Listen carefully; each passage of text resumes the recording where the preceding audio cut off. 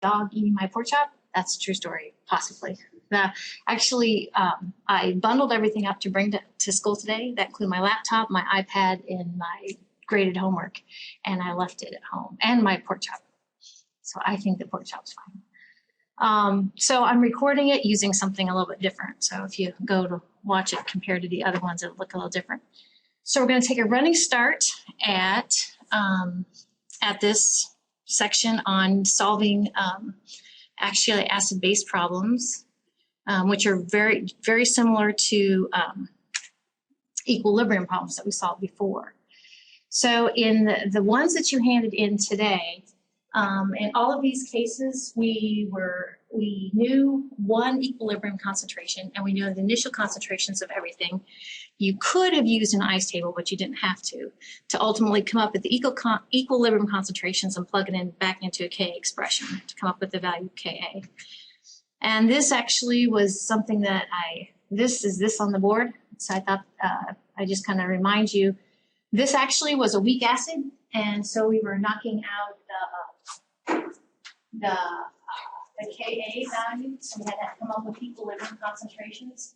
If you ever hear me talk about the unionized salt or the unionized acid, and I mentioned this before, but over here, that is the unionized version. Unionized. In this sense, to ionize just means to split apart. So over here, this is the ionized version of the weak acid. Okay, which actually now is behaving as a base if you kind of go back and forth. So to work these problems, we knew the, remember this, we knew the pH. So actually, since you know the pH, you know the hydrogen ion concentration at equilibrium, and then you can backtrack here, once you have this change, you can go ahead and get these changes, which in this case, the stoichiometry was 1 to 1 to 1, and come up with equilibrium concentrations and then plug them back into here. I mentioned all of that because actually we're switching gears and we're going to do something a little bit different. So again, we have a weak acid, but notice in this case we're given Ka and we aren't given equilibrium concentration of anything.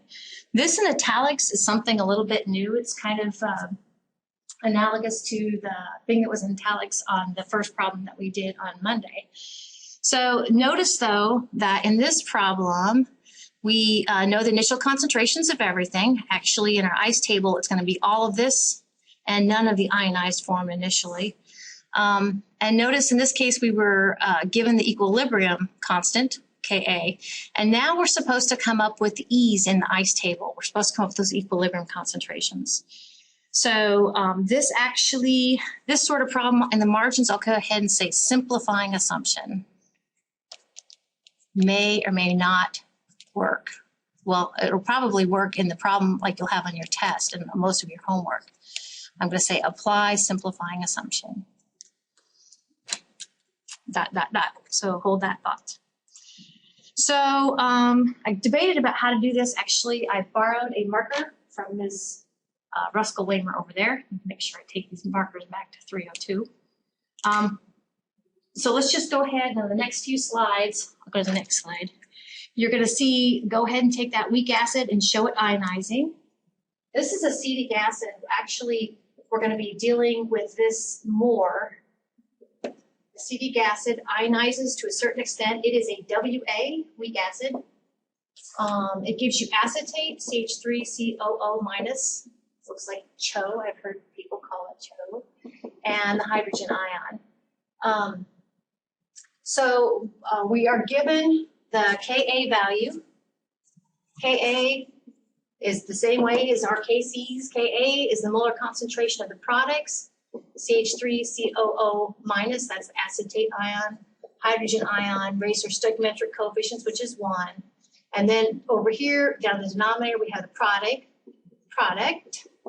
And it is in its unionized form. So we do have a value for Ka, which is 1.8 times 10 to the minus 5th. Cool. So I'll go ahead and start the ice table, I think. I know we have one coming up, but I debated about just leaving it, but I'll go ahead and I think do this. So the reactant is the unionized form, CH3COOH, acetic acid. And then on the products, we have acetate, CH3, COO minus, and H plus. And it's kind of like I described the other day on Monday, that actually we are going to consider, this is, oh yeah, sorry, it's at the title there. I'm like, what?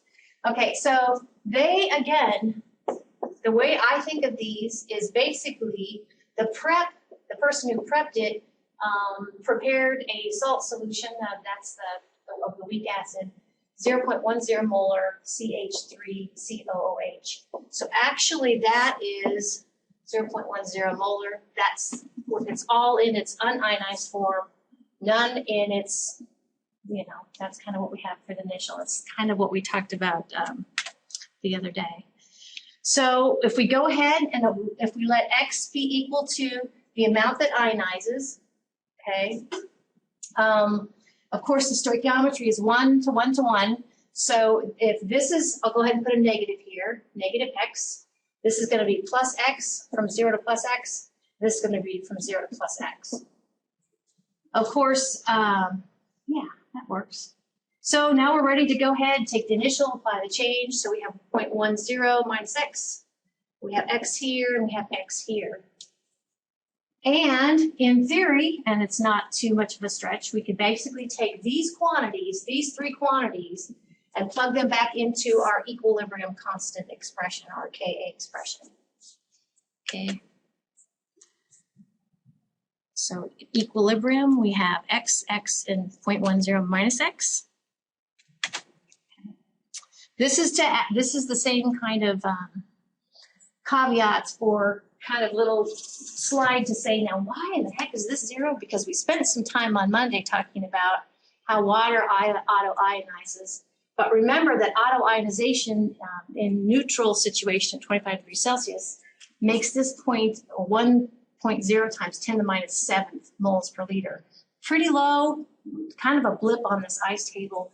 The other thing is, as this begins to do its thing, as this weak acid begins to go ahead and ionize, okay, this actually, the presence of this hydrogen cation will kind of diminish the auto-ionization. It's called the common ion effect. So here's our ice table. This actually is this. They match up pretty well. Now, I said we are going to, for this sort of problem, just plan on applying a simplifying assumption. I'll kind of show you where that enters in. If we take these quantities and substitute them back into the Ka expression, we get this. Okay, molar concentration of the acetate ion, X, times the molar concentration of the hydrogen ion, X, divided by the molar concentration of the acetic acid, the weak acid, which is 0.10 minus X. That's all equal to the Ka value. So we could go ahead and flatten that out and come up with a polynomial that would actually fit in the quadratic equation, solving for X. But I think we should do it a little bit differently. To show you how actually we can go ahead and get rid of that. We can make it, instead of a polynomial that we need to use the quadratic, just a polynomial that we can solve for X. Okay, so here we go. The simplifying assumption we're going to use, and I need to see this on your work somewhere, is basically we want to take this term and get rid of, we want to get rid of the addition or subtraction that's associated with that term. If the amount of salt, or the amount of weak acid that ionizes, which is X, if the amount that ionizes is relatively small, so we'll go doubly small relative to the what it started out with, okay?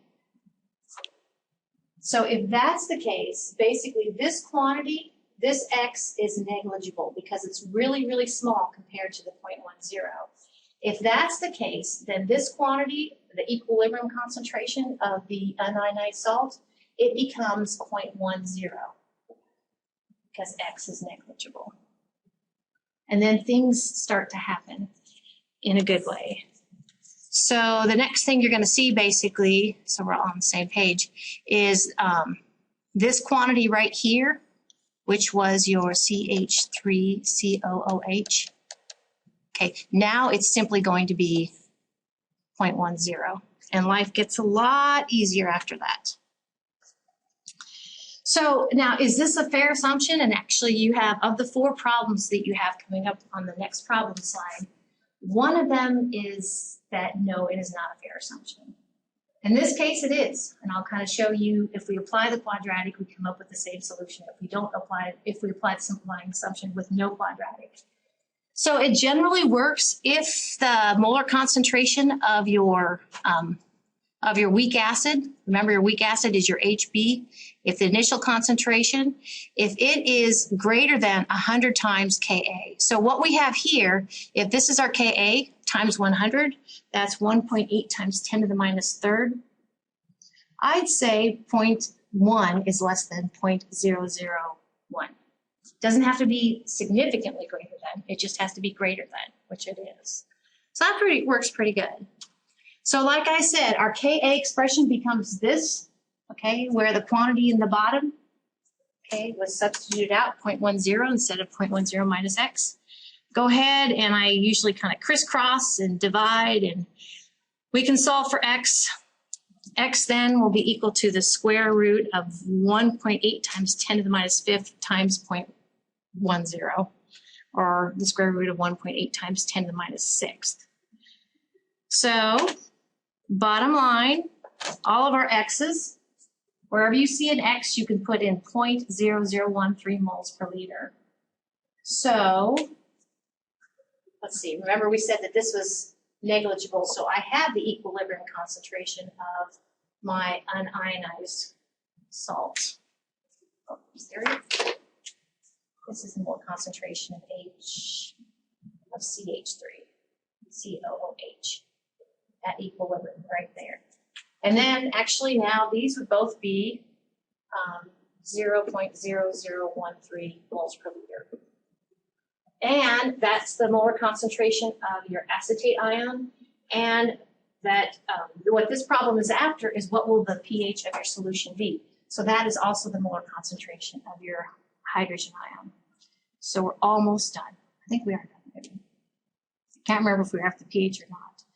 But there in green actually is if we had not applied the simplifying assumption and had gotten a polynomial that we needed to use the quadratic equation for, actually you get to the same solution for x. So that's wonderful.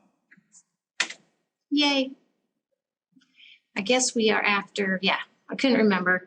So just like the homework that you handed in today, a lot of times these problems will have you kind of wrestle with those 4 quantities, the hydrogen ion, the pH, the hydroxide ion, molar concentration, and the POH. So you're going to want to be able to kind of go back and forth between those 4 quantities.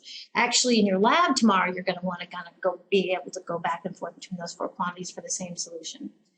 So to get to the pH from the hydrogen ion concentration, we apply the log function, negative log base 10 of the molar concentration.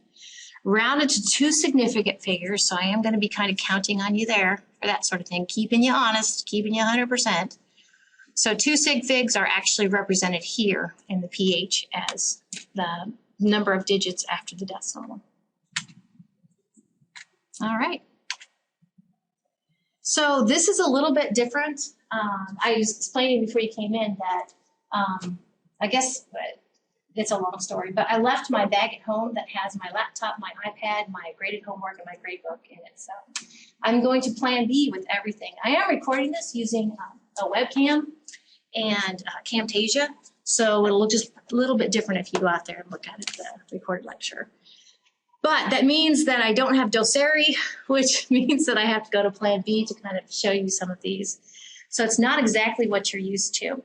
But I have my textbook here, book that it is. And actually, and since I don't have an iPad, I've got my little tablet thing that I got a long time ago. So I'm kind of drawing with this. So when you look at 621, it basically says you have a Now it looks, remember nitric acid, HNO3. Hopefully you guys would say that's a strong acid because it is a strong acid. Don't be thrown off. HNO2 is a weak acid, and that actually is the first problem. So problem 21 says, all right, we have HNO2, and you can find that on the tables, the Ka tables that I gave you.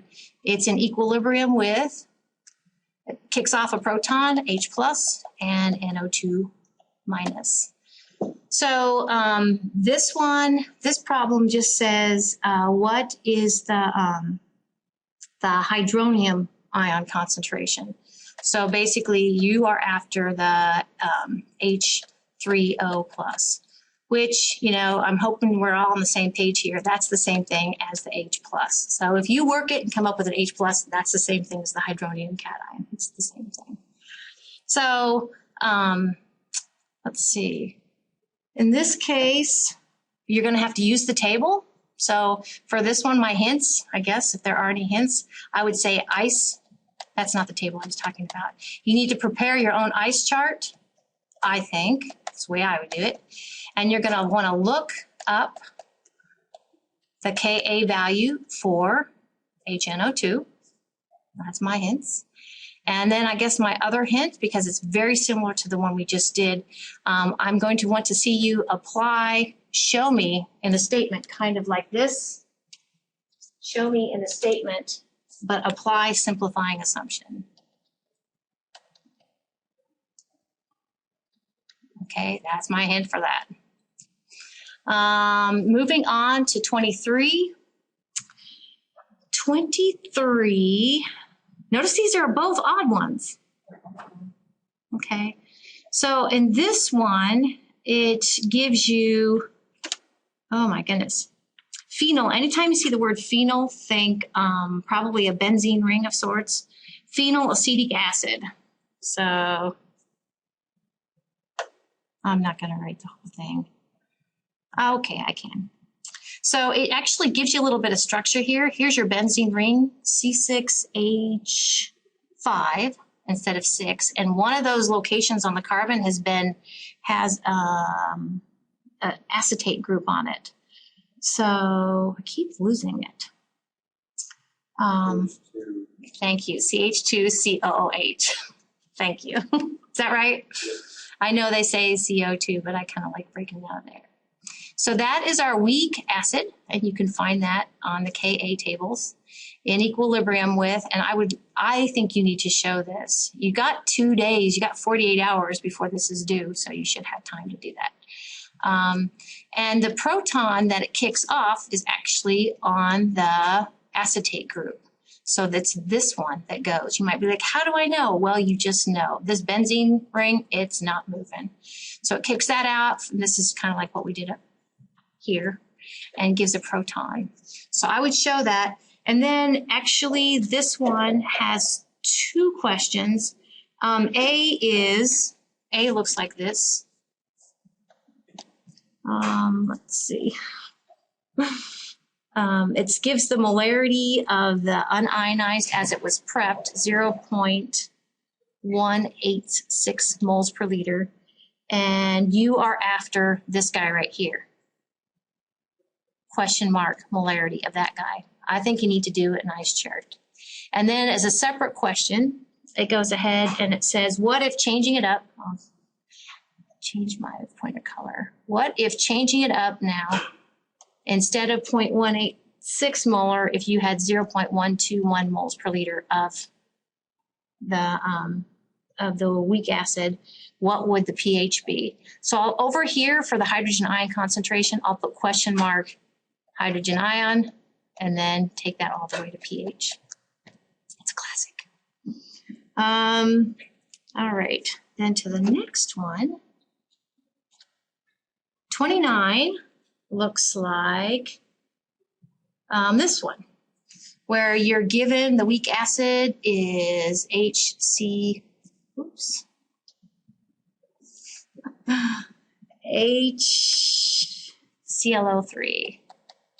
O2, final answer. And so again, I really don't know how you could probably pull this off. I really think you should take the time to go ahead and write it ionizing. That will help you with these sort of problems. You're going to have to look up the Ka for those, just like you're going to have to look up the Ka for the previous one.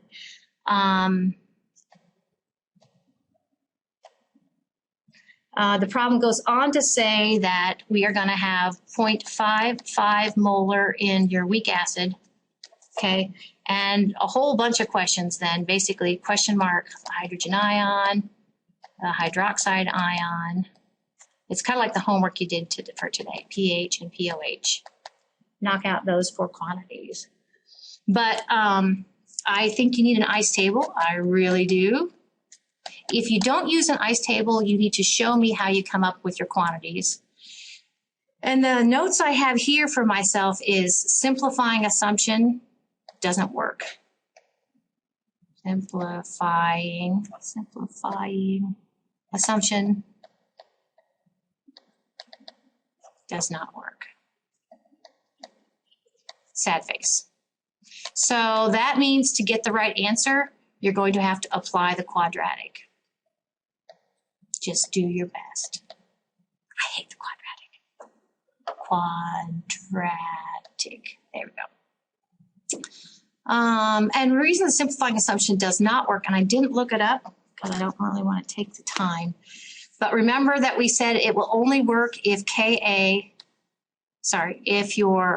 if the molar concentration of X, the amount that's ionizing, if that is greater than 100 times your Ka. And that must not be the case here. I'm just guessing. I didn't take the time to look it up because I was scurrying around trying to make this all work. Okay, so take a look at that. The last one, question number 39, just a little bit of a note about that. Let's see, how do I want to say this? Oh, let's just go ahead and print. So for the last one, the weak acid again is propionic acid. So prop means 3, so we should look for 3 carbons, CH3, CH2, COOH. Okay, in equilibrium, again, that's the unionized form. In equilibrium, CH3, CH2, COO minus plus H plus. You can't apply the simplifying assumption here. So you're going to want to look up the Ka. I should see the Ka expression. Of course, it's products over reactants. I think you're going to need an ice table. I do. Or tell me how you got your equilibrium concentrations. One way or the other. But the question goes on to say, and this is where I want to kind of give you a hint, it wants 2 things. It wants, and 39 is kind of like 40. So A, here's my hint to you. A, when it says degree of ionization, basically what that means is it's a fraction. And it goes something like this. Basically, it says, how much do you have that ionizes? Okay. Wait. How much do you have that ionizes? I wrote this down, make sure I didn't screw it up. Okay. So basically it's saying at equilibrium, what is your weak acid concentration, CH3, your ionized form, CH2, COOH. How much do you have left that didn't ionize at equilibrium compared to how much you started with? CH2, COOH initially. That is your degree of ionization. So it's basically an ionization fraction. So B, when it says what is your percent ionization, you are almost there. Yep, times 100 equals A times 100%. You got it. So that's what that's after. All right. I think I'll be able to print those out and share them on Twitter. I'm going to try anyway. Okay, so I want to do this one more example and get to the other assignment slide, and then we'll call it a day. Now, think I'll go over there and do this one. So this one, actually, I put the same thing in italics as I did in italics for the previous slide. The thing that's different about this one than this one is you'll notice that actually it's got a KB value instead of a KA. So we're actually talking about a weak base, which we haven't done as much as the other.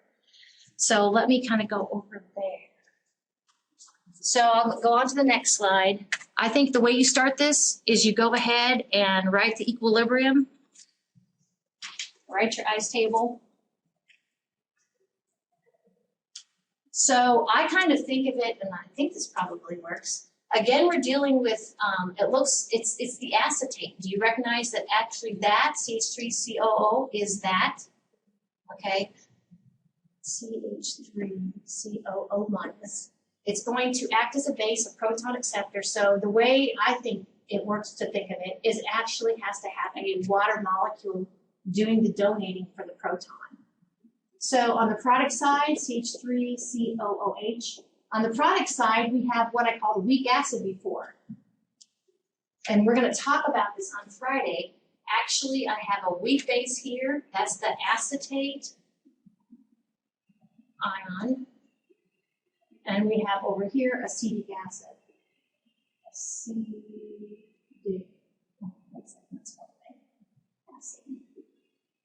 Okay, they differ by a proton. Of course, the other thing that's left after the acetate ion absconds onto from a proton from water molecules, the hydroxide ion. So the KB expression, it's always products raised to stoichiometric coefficients divided by reactants. So here we have acetic acid, hydroxide ion, divided by the acetate ion. And remember that the water does not appear here. And the KB value is given 5.6 times 10 to the minus 10. All right. Otherwise, it's very similar. So we're going to have an ice table. CH3COO acetate ion, CH3COOH acetic acid, hydroxide ion. Of course, these are products, and that's the reactant. Initial change in at equilibrium. Initial of our weak base is 0.10 moles per liter. We don't have any of these present. So it's kind of when we talked about equilibrium cost expressions before, you know this has to increase because there's none to begin with, and this will decrease. So we can go ahead and come up with equilibrium concentrations, 0.10 minus X, X, and X. And then we can basically substitute those quantities, those equilibrium quantities, back in for your KB expression. Okay, and solve for X. That's it.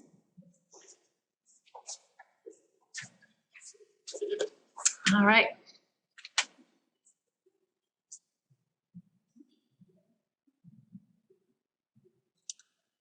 So, of course, if we substitute them in, when we want to solve for X, we're going to see that we will end up with X raised to the second. We'll have a term of X and a term of X squared. And that means that we would have to, we could use the quadratic to solve for X. And who likes that? Some people.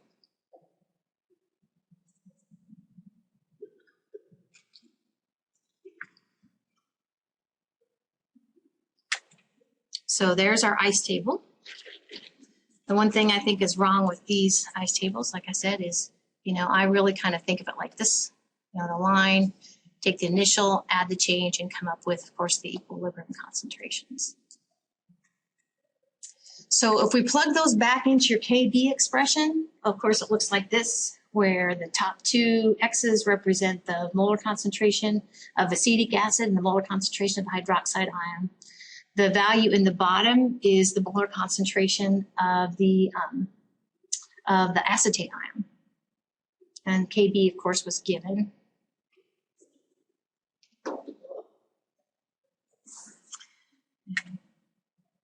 So the simplifying assumption here, to go ahead and get rid of that quantity 0.10 minus X, If we assume that X, which is the amount that ionizes, okay, or hydrolyzes water is kind of how I think of it.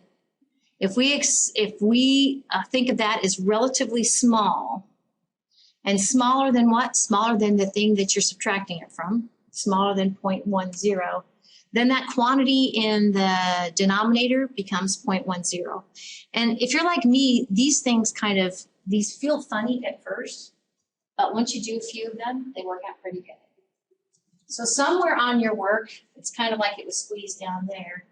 We say if X is significantly small relative to the thing you're subtracting it from, 0.10, then 0.10 minus X is approximately equal to 0.10.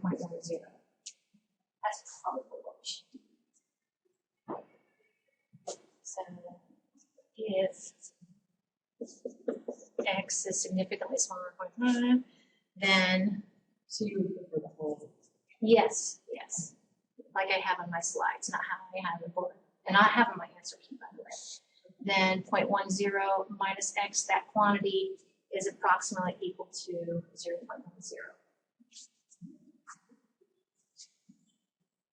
Thank goodness for PowerPoint. I tell you, when I took chemistry years ago, I mean, I had, organic teacher has backed me all the time, bless his heart. And organic chemistry, basically, he had, you and I had the boards that go up and down. So he didn't have anything prepared ahead of time. So you were just on the fly trying to write down a little scrawl what that guy was writing up there. Nothing shared, nothing. So this is nicer than that. Okay, I think so. So after applying the simplifying assumption, this KB expression becomes this, which looks a lot more doable. So basically, if we multiply both sides by 0.10, that'll give you, 5.6 times 10 to the minus 11th, and take the square root of that. That actually will give you a value, an awesome value for X.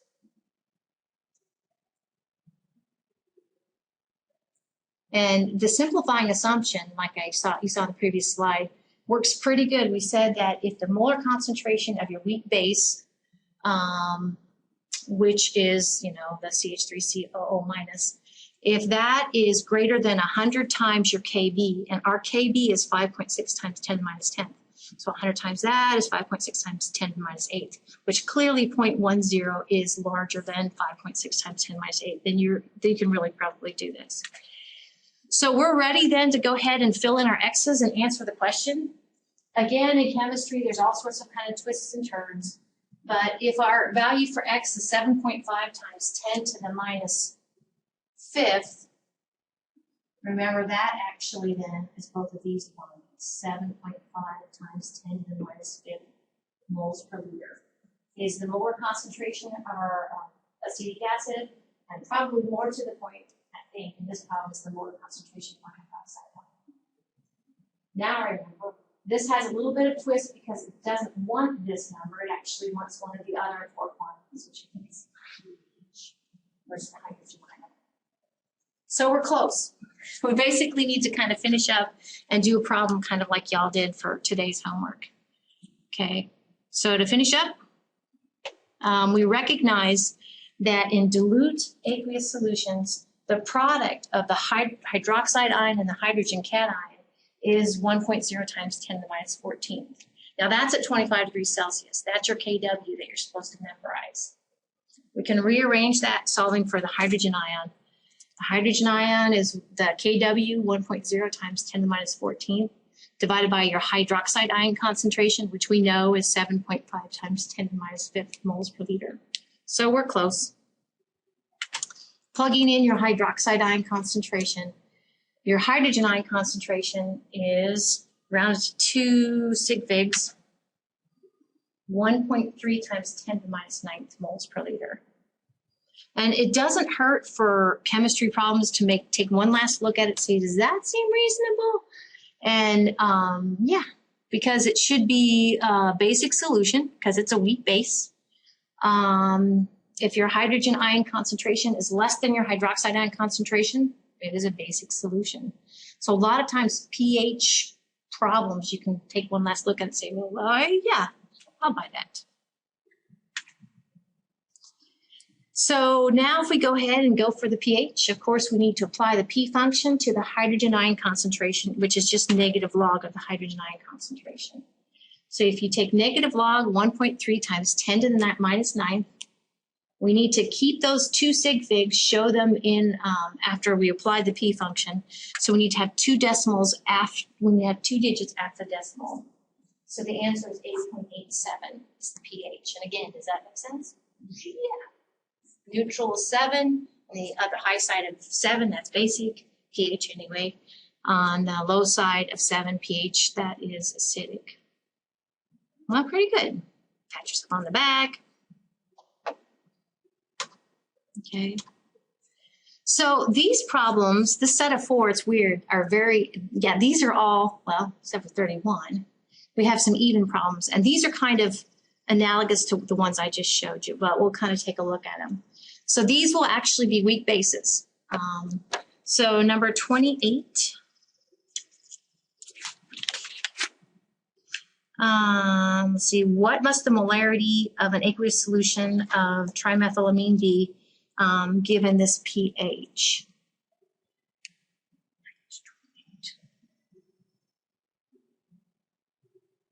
And we're given the Kb.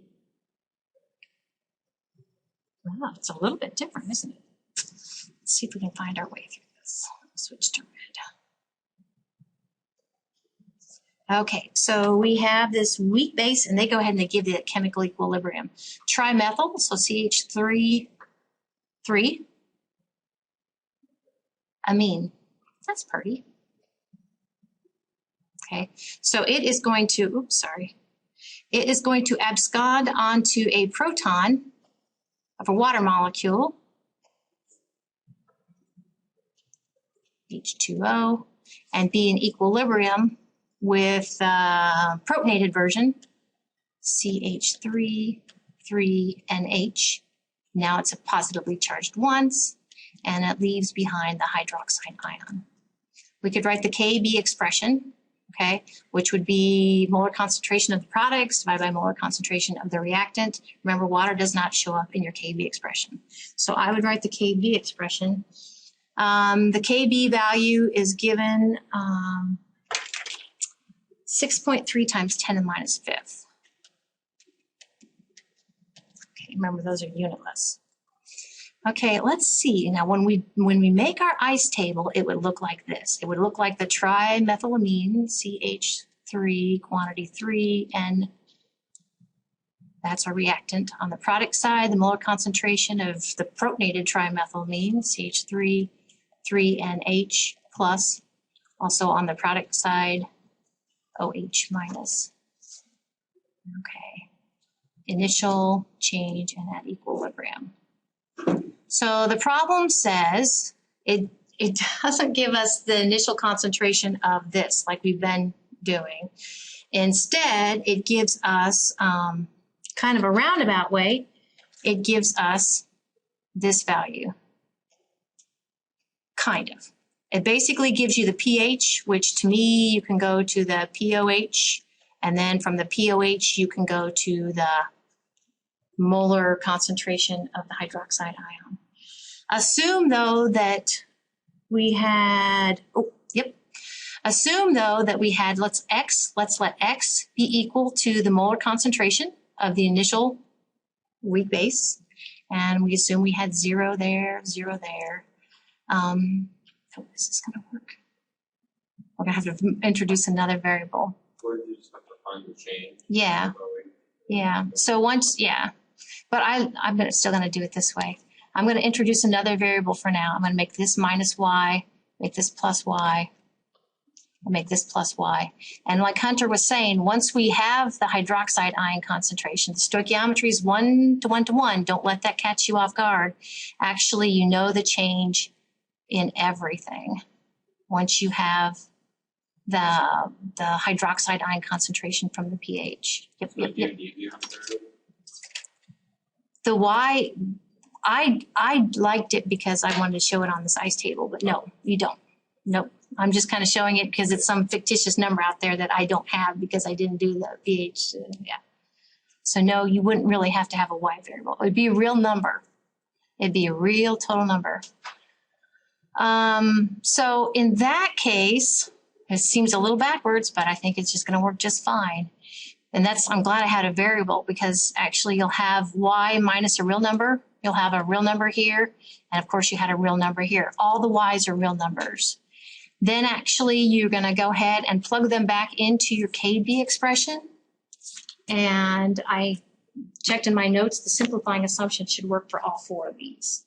So apply the simplifying assumption, solve for X. It's kind of weird, but you're solving for a different type of different X. Yeah. I think that should work. Okay. If it doesn't, let me know. 30. Okay. We're back to something a little more typical. It gives methylamine. So for 30, again, I really don't see how you can work these without taking the time. Chemistry, everything takes time to write the equilibrium. And this one, they don't tell you what it does, but you'll find a KB value. This is a weak base. If it's a weak base, you should go into this mode. Okay, they call it the hydrolysis of water, I think. So basically, it's absconding onto one of those protons from water molecule. On the product side, your weak base forms CH3NH3 with a plus sign there, and the hydroxide ion. I would really think you'd have to write that. I would write the KB expression. They tell you the initial molarity of the weak base is 0.368 moles per liter. I'm thinking ice table, or show me how you got your equilibrium concentrations. That would be fine. So bottom line, this kind of goes back to this classic one, where what it tells you in the end is you're supposed to come up with all 4 quantities. Basically, you're supposed to come up with, they call it the hydronium cation, which is the same thing as the hydrogen ion, the hydroxide ion, of course, the pH and the POH, all 4 quantities. That's 30. That's a classic. And then 31. 31, you should, again, from what I could tell from my notes looking at the answer key, you should be able to apply the simplifying assumption to all of these. The biggest thing there is I'll put Gen Chem 1, which you guys are pretty good at. Gen Chem 1. Basically, they give you masses, and you're supposed to get to molarity, and then apply the technique which we've been doing. And 40, the last one, is similar to 39.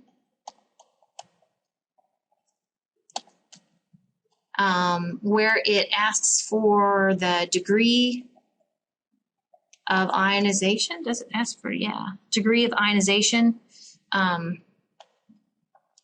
Remember, it's the fraction. So basically it's the, and the species here, the weak base is C2H5NH2. C2, looks like a phenol thing. H5NH2. Okay, so I would go after what? The equilibrium concentration divided by what it started out with.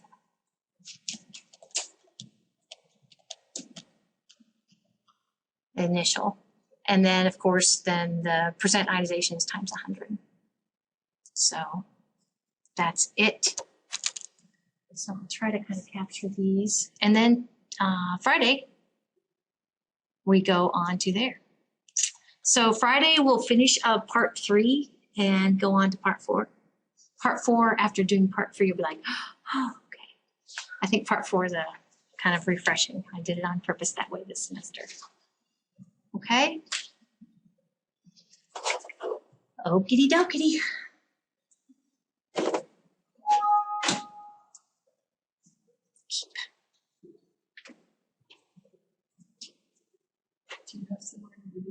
I don't, so it's the usual. Yep, we got the room. It's like a hotel. You We bought it whether we wanted it or not. Wait, oh, I guess there is a, now I remember, I think they double booked it even though our name is there. So we might just find a corner in the library because I think they're having a association meeting, just a typical association meeting. So I'm going to see if I can finish capturing these.